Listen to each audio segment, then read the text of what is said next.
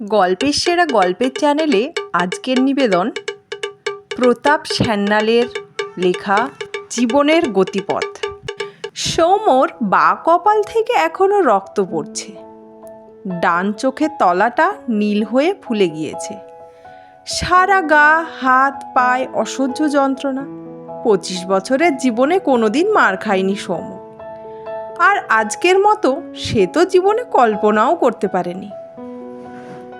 থানার লকআপে আছে শুনলে সৌম্যর মা হয়তো হার্ট ফেল করে মারা যাবে। 3 কুলে কেউ নেই, অসুস্থ মাকে কেই বা খবর দেবে।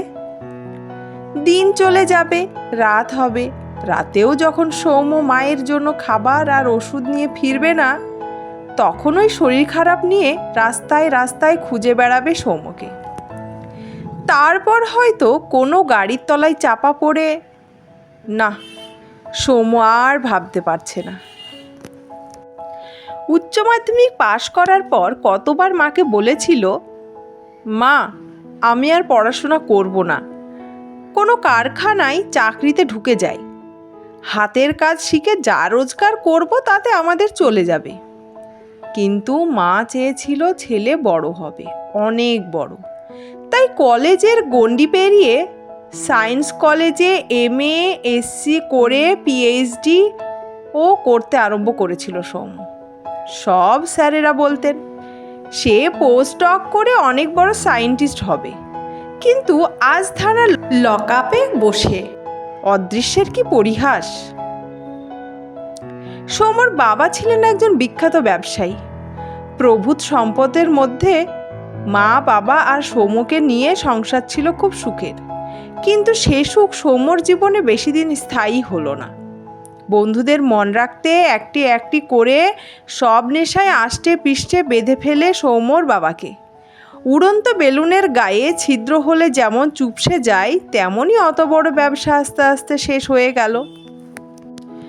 ধার দেনায় জর্জরিত হয়ে একদিন নিরুদ্দেশ হলেন সৌম্যর বাবা। 14 বছর বয়সেই মার হাত ধরে উঠল এক মাসির বাড়ি। মাসি মেশোদের অবহেলার পাত্র হয়ে সেখানেও বেশি দিন থাকতে পারল না সৌম্য আর তার মা। আশ্রয় হলো এক সময়ের ওদের বাড়ির কাজের মাসির ভাড়া ঘরে। বারবার জীবনের গতিপথ পরিবর্তন হলেও সৌম্যকে শিক্ষার পথ থেকে এক বিন্দুও সরতে দেয়নি সৌম্যর মা। দিনরাত টিউশনি করে, আশায় বুক বাঁধে। স্কুল কলেজ ইউনিভার্সিটির খরচ জুগিয়েছে যে মা। সে আজও বিছানায় শুয়ে শুয়ে স্বপ্ন দেখে তার ছেলে কত বড় সায়েন্টিস্ট হয়েছে, দেশ বিদেশে তার নাম ছড়িয়ে পড়েছে, তাকে নিয়ে কত কাগজে লেখা বেরোচ্ছে। বুকের ব্যথাটা একটু কম থাকলে কাছে টেনে নিয়ে গায়ে মাথায় হাত বোলাতে বোলাতে সৌম্যকে জিজ্ঞাসা করে, হ্যাঁ রে, তোর আর কতদিন বাকি PhD শেষ হতে? সৌম্য মাকে মিথ্যা বলতে পারে না, কোনো রকমে দায় সারা উত্তর দেয়, কি জানি, দেখি কবে হয়। এই অবস্থায় কি করে বলবে মাকে যে সে সায়েন্স কলেজে যায় না, সকালে সন্ধ্যায় টিউশনি করেও ওষুধ আর পেট চালানো যাচ্ছে না? কি করে বলবে সে যে নকল দাড়ি গোঁফ লাগিয়ে ট্রেনে লজেন্স ফেরি করবার জন্য লজেন্স বয়াম সব কিনে ফেলেছে? 100 টাকা ঘুষও দিয়েছে ভোলাদাকে, যাতে ফেরিওয়ালাদের ইউনিয়নের মেম্বার করে দেয় ওকে। থানার লকআপে বসে মনে পড়ে যাচ্ছে অনেক কথা। মা মাথায় হাত দিয়ে শপথ করিয়েছিল সৌম্যকে, তুই কোনোদিন কোনো নেশা করবি না, বল বল, তোর বাবার মতো জীবনটাকে শেষ করে দিবি না, তুই অনেক বড় হয়ে আমার মুখ রাখবি। সৌম্য মনে মনে বলে, বিশ্বাস করো মা, আমি কোনো নেশা করিনি, শুধু পেটের জন্য দুটো অন্ন আর তোমার ওষুধের জন্য আমি এ পথে এসেছিলাম। চোখ দিয়ে ফোঁটা ফোঁটা জল গড়িয়ে পড়ে গালবে, শরীর যেন অবশ হয়ে যাচ্ছে, মাথাটা যন্ত্রণায় ফেটে যাচ্ছে। সৌম্যর চোখের সামনে ফুটে উঠছে মায়ের ওষুধ ফুরিয়ে গিয়েছে, টিউশনি বাড়ির টাকাটাও পায়নি।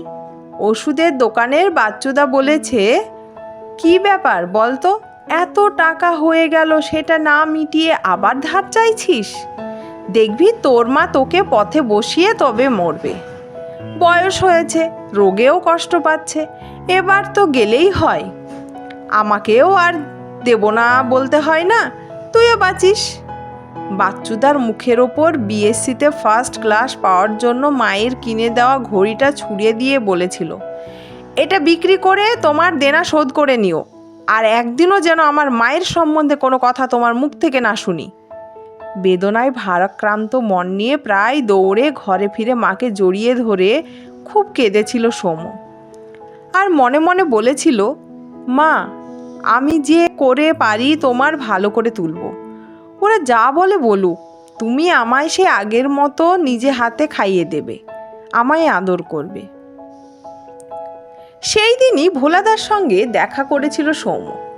ভোলাদার কথা মতো সে আজ প্রথম হাতে লজেন্সের জার আর মুখে গোঁফ দাড়ি লাগিয়ে নিয়ে ভোর 5:40 কাটোয়া লোকালে উঠেছিল নবদ্বীপ থেকে। উত্তরপাড়া পর্যন্ত বেশ ভালোই বিক্রি হয়েছিল সৌম্যর, কিন্তু ট্রেনটা ছেড়ে দিয়ে হঠাৎ আবার দাঁড়িয়ে গেল। পাশে দাঁড়িয়ে থাকা দুজন সৌম্যর ওপর এসে পড়ল। অনভ্যস্ততার জন্য নিজের শরীরের ভারসাম্য হারিয়ে পেছন ফিরে বসে থাকা একজন বৃদ্ধ ভদ্রলোকের কোলে আছড়ে পড়েছিল সৌম্য। ভদ্রলোক কিছু না বললেও ওই দুজন ভদ্রলোকের গায়ে হাত বোলাতে বোলাতে সৌম্যকে গালিগালাজ দিতে লাগলো। কিন্তু ট্রেন ছাড়তেই ওরা দুজন নেমে গেল। সৌম্য দেখল বৃদ্ধ ভদ্রলোক আর কেউ নন, ডক্টর জেসি রায়। সৌম্য ওর কাছেই পিএইচডি করছিল। সৌম্য দাড়ি গোঁফের জন্য ডক্টর রায় কিন্তু সৌম্যকে চিনতে পারেনি। তবুও মনের অস্থিরতা সৌম্যকে তাড়াতাড়ি ওখান থেকে সরিয়ে নিয়ে গেল। আর বিক্রি করতে ইচ্ছা করলো না। লজেন্সের জারটাকে কাপড়ের ব্যাগের মধ্যে রেখে এক কোণে দাঁড়িয়ে দাঁড়িয়ে ভাবতে লাগলো। এই ডক্টর রায় সৌম্যকে নিজের সন্তানের মতো দেখতেন। সৌম্যর মায়ের মতো বলতেন, সৌম্য, তোমাকে অনেক বড় হতে হবে, তুমি আমার মুখ উজ্জ্বল করবে, তোমার কোনো দরকার হলে আমায় বলবে, কিন্তু পেটের ভাতের কথা, মায়ের ডাক্তার ওষুধের কথা কি বলা যায়? ভাগ্যিস ভোলাদা বলেছিল, গোঁফ দাড়ি লাগিয়ে তবে লজেন্সের জার হাতে নিবি, কেউ যেন তোকে চিনতে না পারে। সত্যি আজ তাকে কেউ চিনতে পারেনি।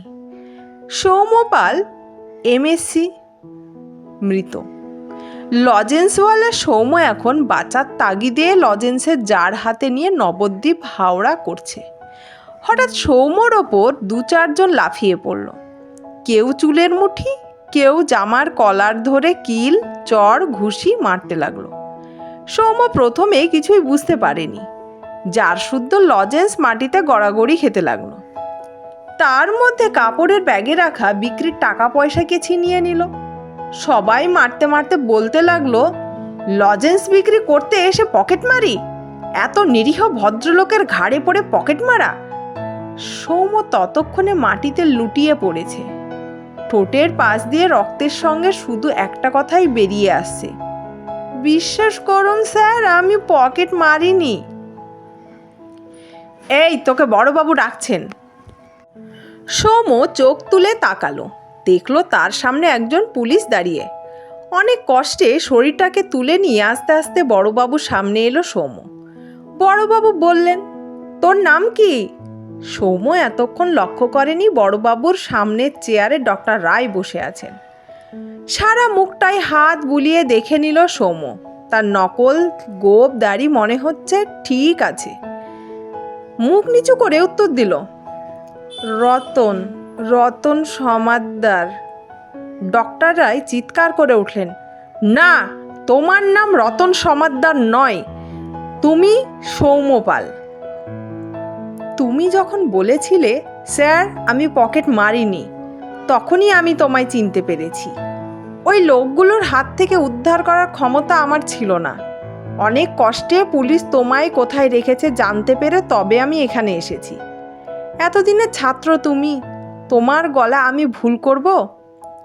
উঠে দাঁড়িয়ে ডক্টর রায় সৌম্যর ডান হাতটা নিজের হাতের মধ্যে নিয়ে মাথায় হাত বোলাতে বোলাতে স্নেহ মাখানো গলায় বললেন, এত বড় প্রতিভা কেন তুমি নষ্ট করে দিচ্ছ বাবা? কি তোমার দুঃখ, কি তোমার কষ্ট আমায় বলো। এত দিনের শিক্ষকতার চোখ কান কিছুতেই ভুল করবে না। গোঁফ দাড়ি লাগিয়ে চোখে ধুলো দেওয়া যায়, কিন্তু মা বাবার কাছে যে তুমি ধরা পড়ে গিয়েছ। আমি যে তোমায় সন্তান স্নেহে দেখেছি। খুলে ফেলো গোঁফ দাড়ি, চলো আমার সঙ্গে চলো। সৌম্য মুখ নিচু করে দাঁড়িয়ে থাকে। নিজের ওপর ঘৃণায় ভরে যায় তার মন। স্নেহ, মায়া, মমতা শুধু মা বাবা আর গুরুই দিতে পারে। আর সৌম্য এ কি করলো? গোঁফ দাড়ি লাগিয়ে তাদের কাছে কি লুকিয়ে রাখতে পারবে নিজেকে? সৌম্যকে চুপ করে থাকতে দেখে ধৈর্য হারিয়ে হঠাৎ সৌম্যর গালে একটা চড় মারলেন ডক্টর রায়। দুহাতে গোঁফ দাড়ি ছিঁড়ে ফেলে দিয়ে বুকে জড়িয়ে ধরে বললেন, কেন আমায় মারতে বাধ্য করলি বল? তুই যে আমার বুকে থাকা মানিক, তুই যে আমার স্বপ্ন। চল আমার সঙ্গে চল। ডক্টর রায় নিজে দাঁড়িয়ে থেকে সৌম্যর মাকে নার্সিংহোমে ভর্তি করিয়েছেন। ডাক্তারের সঙ্গে কথাও বলেছেন। সৌম্য এখন মানসিক দিক থেকে ভারমুক্ত। ডক্টর রায় নিজের ল্যাবে সৌম্যকে একটা চাকরিরও ব্যবস্থা করে দিয়েছেন পিএইচডি করারও। সকাল 10টায় ল্যাবে আসে, বিকেলে বাড়ি ফেরার সময় নার্সিংহোমে মায়ের সঙ্গে দেখা করে যায়। মাও এখন অনেক ভালোর দিকে, বুকের ব্যথা আর হচ্ছে না। সৌম্যর সঙ্গে অনেক গল্প করেন।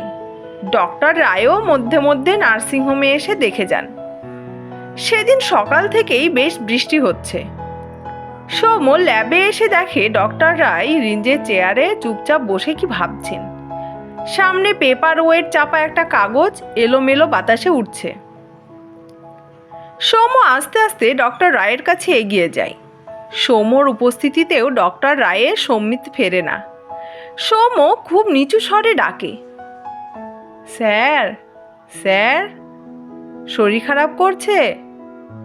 ডক্টর রায় স্থির দৃষ্টিতে সৌম্যর দিকে তাকান। তারপর চোখের ইশারায় সামনের চেয়ারে বসতে বলেন। সৌম্যর মনে পড়ে যায় মায়ের কাছে শোনা সেই প্রবাদ বাক্যটির কথা, অভাগা যেখানে যায় সাগরও শুকাইয়া যায়। একটু বাঁচার আলো দেখছিল, তাও বুঝি এই লহমান শেষ হয়ে গেল। ডক্টর রায় খুব সংকোচে সৌম্যকে বললেন, তুমি আমার একটা অনুরোধ রাখবে? সৌম্য বলল, বলুন আমায় কি করতে হবে? তোমাকে সে ট্রেনের মতো আবার গোঁফ দাড়ি লাগাতে হবে। তার সঙ্গে মাথায় থাকবে কাঁচা পাকা পরচুল। চোখে দিতে হবে গোল গোল ফ্রেমের চশমা। পরনে ধুতি আর সাদা শার্ট। পারবে এইভাবে এই ল্যাবে আসতে? সৌম্য এইসব কথার কোনো মানে খুঁজে পায় না। এক দৃষ্টিতে তাকিয়ে থাকে ডক্টর রায়ের মুখের দিকে। ডক্টর রায় বলেন, বুঝতে পারলে না তো? শোনো, আজ থেকে 14 বছর আগে আমার স্ত্রী আমার মেয়ে কলিকে রেখেই আমারই এক বন্ধুর সঙ্গে চলে যায়। কলি তখন সবে সাথে পড়েছে। প্রথম প্রথম মনে মনে অনেক কিছুই ভেবেছিলাম, কিন্তু নিষ্পাপ মেয়েটার মুখের দিকে তাকিয়ে মনের জ্বালা মনেই লুকিয়ে রেখেছিলাম। কলিকে কখনো বুঝতে দিইনি। মা বাবার আদর আমি একাই দিয়ে ওকে পূর্ণ করে রেখেছিলাম। উচ্চ মাধ্যমিক পাশ করার পর ওকে পাঠিয়েছিলাম মুম্বাইয়ে পড়তে। ছুটি হলেই আমার কাছে চলে আসতো। আমিও মধ্যে মধ্যে যেতাম ওকে দেখতে। গত 3 বছরে যতবারই আমি ওকে দেখেছি ততবারই আমার মনে হয়েছে ও আস্তে আস্তে ওর মায়ের কার্বন কপি তৈরি হচ্ছে। শিক্ষার থেকে জৌলুসটাকেই জীবনে বড় করে দেখছে। ওয়েস্টার্ন নাচ গান আর বড়লোকের কিছু বিপদগামী ছেলে, যারা সারা জীবনে কলেজের গণ্ডি পার হতে পারবে কিনা সন্দেহ, তারাই ওর জীবনে সব হয়ে দাঁড়িয়েছে। আমি ভেবেছিলাম আমারই ছায়ায় কলি বড় হয়ে উঠবে। কাল চিঠি পেলাম, লিখেছে ওর জন্য আমি যেন একটা ভালো ওয়েস্টার্ন নাচের ক্লাব ব্যবস্থা করে রাখি। ও শুক্রবার কলকাতায় এসেই যেন শনিবার থেকে ওখানে যেতে পারে। চিঠিটা খোলার আগে ভেবেছিলাম ও হয়তো এমএসসিটা কোন ইউনিভার্সিটি থেকে করবে সেটাই ঠিক করে রাখতে বলেছে আমায়। ডক্টররা একটা দীর্ঘশ্বাস ফেলে অনেকক্ষণ চুপ করে বসে রইলেন। সৌম্য এখন বুঝতে পারছে সেদিন থানায় কত দুঃখ, কত বেদনা ভরা হাতের চড়টা এসে পড়েছিল সৌম্যর গালে। যে পিতা স্নেহ ভালোবাসা উজাড় করে দেওয়ার কোনো পাত্র পায় না, তার কি করুণ অবস্থা। ডক্টর রায় আবার বলতে শুরু করলেন, এবার বুঝতে পেরেছ কেন তোমার বেশভূষায় পরিবর্তন আনতে বললাম? তুমি ইয়াং, হ্যান্ডসাম, শিক্ষিত, তোমাকেও অবহেলা করবে, অপমান করবে কথায় কথায়। ওদের সমাজে শিক্ষা একটা পাপ, আর শিক্ষিতরা সব পাপী। যারা ওয়েস্টার্ন নাচ গান আর ইংরাজি কথা বলতে পারে তারা ওর কাছে বড় আপনজন। যেমন ওর মায়ের কাছে আমি ছিলাম গ্রাম্য বোকা, আর আমার ব্যবসাদার বন্ধু যে কোনো রকমে কলেজে 1 বছরের জন্য ঢুকেছিল, শুধু নাচ গান আর পার্টি করে বেড়াতো, সেই হলো ওর সত্যিকারের জীবনসঙ্গী। সৌম্য, আমি জানি তুমি গ্রাম্য বয়স্ক সেজে থাকলেও ও তোমার দিকে ফিরেও তাকাবে না। আমি নিরুপায় হয়ে তোমায় এই অনুরোধ করলাম। তোমার মাকে ভালো করে তুলতে হবে, তোমায় বড় হতে হবে, এছাড়া কোনো উপায় নেই বাবা। সৌম্য জীবনে কোনোদিন অভিনয় করেনি। প্রথম যেদিন ট্রেনে নকল গোঁফ দাড়ি লাগিয়ে লজেন্সে যান নিয়ে উঠেছিল, সেই দিনের কথা বারবার মনে পড়তে লাগলো। কিন্তু ডক্টর রায়ের জন্য আজ সে সব কিছু করতে পারে। ডক্টর রায়ের পছন্দ মতো নিজেকে কেমন লাগছে আয়নার সামনে দাঁড়িয়ে বারবার দেখল। ঠোঁটের দুকোণ গড়িয়ে ফোঁটা ফোঁটা হাসি বেরিয়ে এলো। অদৃষ্টকে কেমন মেনে নিয়ে ল্যাবে ঢুকলো। ডক্টর রায় মুখ নিচু করে নিজের চেয়ারে বসে কিছু লিখছিলেন। হঠাৎ চিৎকার করে উঠলেন, কে কে আপনি? কি চাই এখানে? সৌম্য এবার হেসে ফেলে বলল, স্যার আমি সৌম্য। ডক্টর রায় নিজের ভুল বুঝতে পেরে হাসতে হাসতে বললেন, তুমি যে এত ভালো অভিনয় করতে পারো আগে জানতাম না। হাঁটা চলা পর্যন্ত পাল্টে ফেলেছ। জুতোর আওয়াজ শুনে ডক্টর রায় ফিসফিস করে বললেন, কলি টেনিস খেলে ফিরছে, খুব সাবধান। কলি সোজা ডক্টর রায়ের সামনে এসে দাঁড়িয়ে ড্যাডি বলে ডেকে হঠাৎ চোখ পড়ল সৌম্যর দিকে। গলার স্বরটা গম্ভীর করে জিজ্ঞাসা করল, who is that one? Doctor Roy বললেন, আমার অ্যাসিস্ট্যান্ট। কলি অনুযোগের সুরে বলল, oh daddy, you are really backdated. Did you appointment and অ্যাপম্যান as your assistant? Doctor Roy এবার কলিকে ধমকের সুরে বললেন, উনি তোমার বয়সে অনেক বড়, আর উনি বনমানুষও নয়। যাক, তুমি কি বলতে এসেছিলে তাই বলো। কলি চোখের ভ্রু আর কাঁধ দুটোকে নাচিয়ে সৌম্যর দিকে একবার দেখে নিয়ে বলল, আজ আমার ফিরতে রাত হবে, তুমি খেয়ে শুয়ে পড়ো, আমি বাইরে খেয়ে আসবো। সৌম্য বুঝতে পারল মেয়ের ওপর স্নেহ, মায়া, মমতা, অধিকার কিছুই নেই ডক্টর রায়ের। তাহলে নিশ্চয় স্নেহ ভরা চটটা পড়তো কলির গালে। কর্তব্যের তলানিটুকুতে মনে রেখে চুপ করে রইলেন ডক্টর রায়। অসহ্যকে মুখ বুজে সহ্য করা খুব কঠিন। তার ওপর যিনি সহ্য করছেন তিনি যদি আপাদমস্তক ভদ্র, ন্যায়পরায়ণ শিক্ষক হন, তাহলে তো তার কাছে এই বহুমূল্য জীবনের মূল্যবোধ কিছুই থাকে না। এতদিনে তপস্যার ফলে ও শিক্ষার উচ্চ শিখরে উঠে নিজের সন্তানের বিচ্যুত গতিপথ থেকে তুলে নিয়ে এসে নির্দিষ্ট গতিপথে স্থাপন করতে না পারা, এ যে জীবনের সবথেকে বড় পরাজয়। কি করে মেনে নেবেন? হয় মৃত্যু, নয় চেষ্টা। মৃত্যু তো পরাজয়ের আরেক নাম, কিন্তু চেষ্টা করে ফিরিয়ে আনতে পারলে সে জয় তো জীবনের সবথেকে বড় জয়। কলির মুখের পাশে কলির মায়ের মুখটাও চোখের সামনে ভেসে ওঠে ডক্টর রায়ের। দুজনাই হাসছে আর বলছে, তোমার শিক্ষা দীক্ষা মূল্যবোধ আঁকড়ে পড়ে থাকো, আমরা চললাম। চোখের দুটো পাতা এক করতে পারেন না ডক্টর রায়। মাঝরাতে বারবার চিৎকার করে ওঠেন, না না, আমায় জিততেই হবে। শীতের কৃপণ ভোরের আলো নিজেকে আস্তে আস্তে মেলে ধরতে চাইলেও মেঘের আনাগোনা পৃথিবীর সব অন্ধকার মুছে যেতে দিচ্ছে না। আনাচে কানাচে অন্ধকার তখনও লেগে আছে। সৌম্য নিজের ঘরে ঘুমের মধ্যে শুনতে পায় ডক্টর রায়ের গলা, সৌম্য সৌম্য। ঘুম ভেঙে যায়। তাড়াতাড়ি দরজা খুলে দেখে ডক্টর রায় দাঁড়িয়ে। কয়েক মুহূর্ত সৌম্যর মুখ দিয়ে কথা বেরোয় না। কি চেহারা হয়েছে ডক্টর রায়ের! ডক্টর রায় বাঁধভাঙা বেদনায় সৌম্যর হাত দুটো ধরে মিনতি করে বললেন, সৌম্য, তুমি আমায় সাহায্য করো, তা না হলে আমি আর বাঁচব না। আমি নির্লজ্জের মতো নিজের স্বার্থের কথা তোমার কাছে সাহায্য চাইছি। লজ্জায় সৌম্যর মুখ লাল হয়ে যায়। তাড়াতাড়ি ডক্টর রায়কে ধরে ঘরে নিয়ে এসে বসায়। এক গ্লাস খাবার জল দিয়ে বলে, স্যার, আমায় কি করতে হবে হুকুম করুন। পিতামাতা জন্ম দিলেও আপনি আমায় নতুন জীবন দিয়েছেন। পিতামাতার আমার ওপর যেমন অধিকার, আপনারও সেই রকম অধিকার। বলুন, আমি কি করলে আপনি শান্তি পাবেন? আমি আপনার জন্য আমার শেষ রক্তবিন্দু দিয়েও সব কিছু করতে প্রস্তুত। গ্লাস থেকে এক নিঃশ্বাসে জলটা খেয়ে অনেক দিন পরে যেমন ডক্টর রায় তৃষ্ণা মিটালো। সৌম্যকে বুকে জড়িয়ে ধরে পাশে বসালেন। বুঝিয়ে দিলেন তার পরিকল্পনার প্রতিটি স্তরকে। বছর ঘুরে গেল।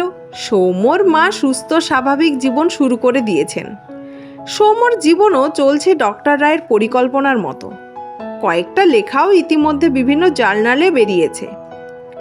এভাবে চললে সৌম্যর পিএইচডিটাও সময় মতো হয়ে যাবে। চোখের তারাই আবার মরে যাওয়া স্বপ্নগুলো যেন ভিড় করে আসছে। ল্যাবে ডক্টররা একটা জরুরি ফাইলে চোখ বোলাচ্ছেন। সৌম্য নিজের কাজে ব্যস্ত। হঠাৎ কলি ডক্টর রায়ের কাছে কিছু বলতে এলে ডক্টর রায় কলির মুখের দিকে তাকিয়ে বলেন, তোকে কে একজন ফোন করেছিল, বলল তোদের নাচের ক্লাবে কে একজন রাসেল বলে ছেলে শনিবার নাচতে আসবে। তুই যদি পারিস তো যাস। কলির চোখে মুখে রামধনুর 7টা রং খেলে গেল। আনন্দে উচ্ছ্বসিত হয়ে গভীর হৃদয়ের গোপন ইচ্ছাগুলো মুখ দিয়ে বেরিয়ে এলো। Russell? Oh, so sweet, so beautiful, very handsome. I have seen his photograph. Daddy, তুমি আজ যা নিউজ শোনালে না, I must dance with him on Saturday. অনেকদিন পর একমাত্র মেয়ে জড়িয়ে ধরে গালে একটা চুমু খেলো ডক্টর রায়কে। রাসেলের জন্য এতদিন পর মেয়ের আদর খেয়ে মনে মনে রাসেলকে ধন্যবাদ না দিয়ে পারলেন না ডক্টর রায়। কখন সৌম্য এসে সামনে দাঁড়িয়েছে কেউ লক্ষ্য করেনি। সৌম্যর দিকে চোখ পড়তেই কলির আবার সেই অগ্নিমূর্তি। ইডিয়েট, এখানে দাঁড়িয়ে কি দেখছো? ড্যাডি, তোমার এই ব্ল্যাডি ফুলটাকে বলে দিও আমাদের কথার সময় যেন এই ঘর থেকে বেরিয়ে যায়। কলি আর 1 মিনিটও না দাঁড়িয়ে জুতোর আওয়াজ তুলে বেরিয়ে গেল। রাত 10টার মধ্যে ডক্টর রায় শুয়ে পড়েন ডাক্তারের নির্দেশ মতো। কিন্তু শনিবার রাত 11টা বেজে গেল। আজ তার ঘুমোতে ইচ্ছা করছে না। শুয়ে শুয়ে একটা ম্যাগাজিনের পাতা উল্টে যাচ্ছে। মনে আর আনাচে কানাচে ঘুরে বেড়াচ্ছে কলির রাসেলকে দেখার অনুভূতি। কলির জুতোর আওয়াজ শুনে বুঝতে পারলেন কলি বাড়ি ফিরল। অভ্যেস মতো কলি সোজা নিজের ঘরেই রোজ চলে যায়। কিন্তু আজ কলির একই রূপ। বাবাকে জড়িয়ে ধরে কান্নায় ভাসিয়ে দিচ্ছে কলি। ডক্টর রায় মাথায় হাত বোলাতে বোলাতে স্নেহে কলিকে জিজ্ঞাসা করলেন, কি হয়েছে মা, আমায় বল। কলি কান্নার সঙ্গে সঙ্গে বলে গেল, জানো, আমি বারবার রাসেলের সঙ্গে নাচতে চাইলাম, ও রিফিউজ করলো আর সব মেয়েদের সঙ্গে নাচলো।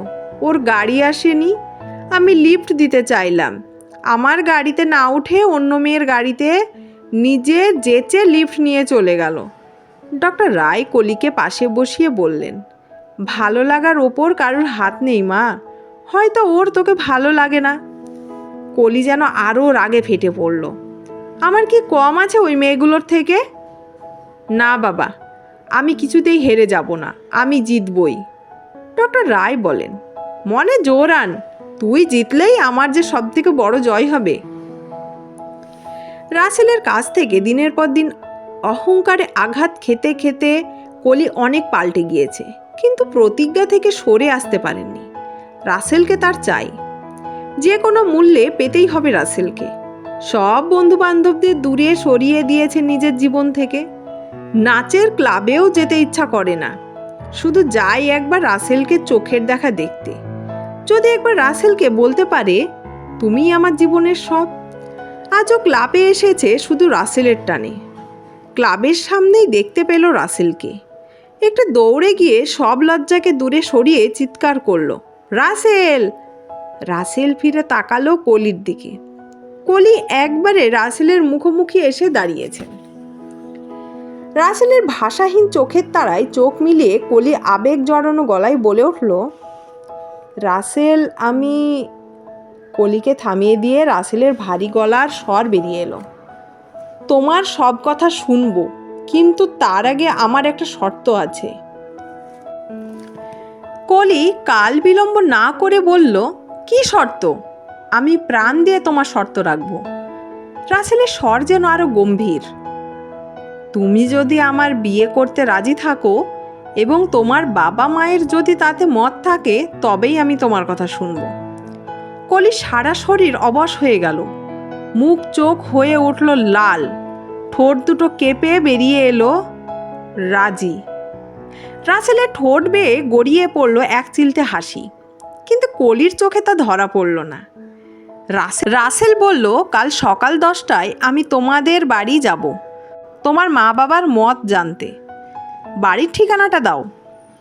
অবসাতে কোনো রকমে কলি ব্যাগ থেকে বাবার একটা ভিজিটিং কার্ড বার করে দিয়ে শরীরটাকে টানতে টানতে ডক্টর রায়ের কাছে নিয়ে এসে ফেলল। ডক্টর রায় সব শুনে বললেন, ভালোই তো, তোর যখন এত পছন্দ, কাল আমি কথা বলে নেব। কলি নিজের ঘরে চলে গেলে ডক্টর রায় নিজের অজান্তে আলমারিতে লুকিয়ে রাখা নিজের স্ত্রীর ফটোটাকে বার করে পরম আনন্দে বলে উঠলেন, তুমি হেরে গিয়েছ, এবার আর আমাকে হারাতে পারোনি। মেয়েকে তোমার পথ থেকে আমি সরিয়ে নিয়ে এসেছি, তবুও তুমি মা, তুমি ওকে আশীর্বাদ করো ও যেন সুখে শান্তিতে সংসার করতে পারে, স্বামীকে সারা জীবন ভালোবাসতে পারে। সকাল 9:30 থেকে কলি দরজায় দাঁড়িয়ে আছে। ঠিক 10টায় রাসেলকে দেখে কলির মনটা খুশিতে ফেটে পড়ল। ল্যান্ডিংয়ের সোফায় ডক্টর রায়ের সামনে এসে বসলো রাসেল। টাইটা একটু লুজ করে ব্লেজারটা ঝুলিয়ে দিল নিজের সোফাটার পেছনে। আতিথেয়তার পর্ব শেষ করে কলি ব্যাকুল আগ্রহে চেয়ে রইল দুজনার মুখের দিকে। রাসেল বলল, ল্যাট্রিনটা কোন দিকে? কলি তাড়াতাড়ি নিয়ে গিয়ে দেখিয়ে বলল, তুমি ওইটাই যাও, পাশেরটা ল্যাবের স্টাফরা ইউজ করে। কলি ডক্টর রায়ের কাছে ফিরে এসে বলল, কি সুইট, কি হ্যান্ডসাম, কি সুন্দর কথা বলার স্টাইল, দেখছো ড্যাড? আমি জীবনে এত ইমপ্রেসিভ, এত হ্যান্ডসাম হাজব্যান্ড পাবো কোনোদিন কল্পনাও করিনি। হঠাৎ কলি তাকিয়ে দেখে সৌম্য রাসেলের চেয়ারে আস্তে আস্তে এসে বসেছে। কলির মাথায় যেন বিদ্যুৎ খেলে গেল। ইডিয়েট, তুমি দেখতে পাচ্ছ না ওই সোফাতে একটা কোট ঝোলানো? একজন ভদ্রলোক বসেছিলেন। Bloody fool, get out immediately. Soumya হাতে ধরা ফাইলটা কাঁধে ঝোলানো কাপড়ের ব্যাগটায় রেখে চোখের গোল গোল চশমাটা নিজের জামায় ভালো করে মুছে চোখে লাগিয়ে কলির দিকে একবার ক্ষীণ দৃষ্টিতে তাকিয়ে নমস্কার জানিয়ে দরজার দিকে পা বাড়ালো। কলির আগে ফুঁসতে ফুঁসতে ল্যাট্রিনের কাছে গিয়ে চিৎকার করে উঠল, ড্যাডি, রাসেল নেই। ওর জামা প্যান্ট সব রয়েছে, শুধু রাসেল কোথাও নেই। কান্না মেশানো গলায় যখন কলি সারা বাড়িতে রাসেল রাসেল রাসেল বলে খুঁজে বেড়াচ্ছে, তখন ডক্টর রায় পারলেন না নিজেকে লুকিয়ে রাখতে। পিতৃস্নেহে কাছে ডেকে বুকে জড়িয়ে ধরে বললেন, ওই সৌম্যই তোর রাসেল, দেখবি? সৌম্য! দরজার পাশ থেকে সৌম্য ডক্টর রায়ের সামনে এসে দাঁড়ালো। এক টানে নিজের হাতে খুলে দিলেন চুল দাড়ি সব। বললেন, তোকে জীবনের গতিপথে ফিরিয়ে আনতেই ওকে আমি তোদের সমাজের মতো নাচ গান সব শিখিয়েছি। ও মুখ বুজে আমার সব পরিকল্পনা মতো সব করে গিয়েছে। দেখ কলি, যাদের ভেতরে শিক্ষা আছে তারা সমাজের যে কোনো স্তরে সহজেই সাফল্য পায়, আর যাদের ভেতরে শিক্ষা নেই তারা সমাজের একটা স্তরেই কুয়োর ব্যাঙ হয়ে থেকে যায়। কলি স্থির দৃষ্টিতে সৌম্যর দিকে তাকিয়ে ভাবছে, কে ভালো, রাসেল না সৌম্য? ধন্যবাদ। গল্পটি আপনাদের ভালো লাগলে অবশ্যই আমাদের চ্যানেলটিকে সাবস্ক্রাইব করে দেবেন এবং আমাদের পাশে থাকবেন। আর আপনারাও কমেন্ট করে বলবেন কে ভালো, রাসেল না সৌম্য।